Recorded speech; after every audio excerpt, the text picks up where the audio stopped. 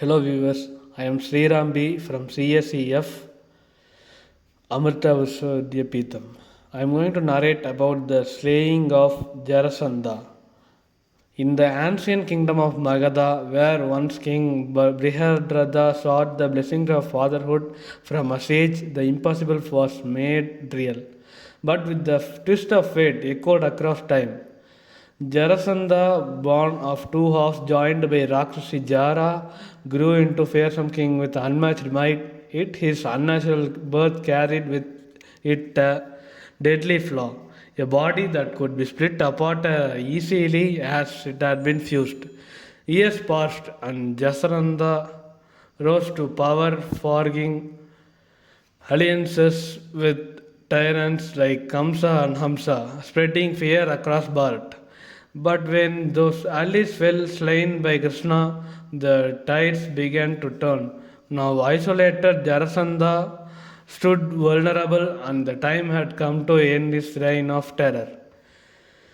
Krishna, Bhima, and Arjuna, the formidable trio, devised a plan. They would not raise armies for the would be fortune. Instead, they would invoke the code of Kshatriya honor, a one on one duel to death. Disguised the ascetics, clad in barbs, robes, and carrying sacred durba grass, they entered Magadha unarmed. Jarasandha, sensing ill omens in the air, had already begun his faction rituals. Still, he welcomed the three travelers, intrigued by the silent presence of noble bearing. Krishna spoke for the silent warriors, explaining they could not speak only at midnight due to vow. Jarasandha, bound by custom, agreed to meet them then. As night fell, the truth was revealed. We are your enemies, they said, standing tall. Choose one of us to fight and fight with us.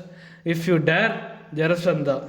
Jarasandha, sizing up, chose Bhima, the strongest among them, for unarmed combat. And so began a battle of titans. For 13 days they fought without rest, each blow echoingly like thunder, each moment shaking the earth. Krishna and Arjuna watched it in tense silence. But finally, on the 14th day, Jarasandha faltered. Krishna signaled the moment. Bhima roared. He lifted Jarasandha high, spun him like 100 times, and smashed him to the ground, ripping his body into two. But then something chilling happened. The two halves called toward one another and fused once more. Jarasandha rose, alive and angrier. Bhima staggered, hope seemed lost. But then Krishna, ever wise, picked up the blade of grass, split it, and tossed the pieces in opposite direction. Bhima understood.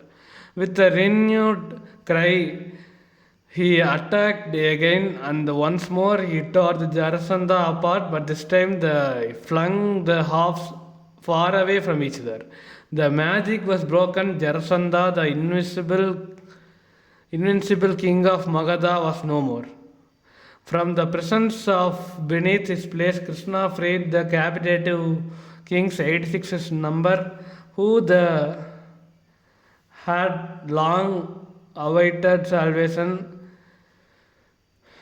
Jarasandha's son was crowned the new ruler, and peace returned to the land. With the path now clear, Yudhishthira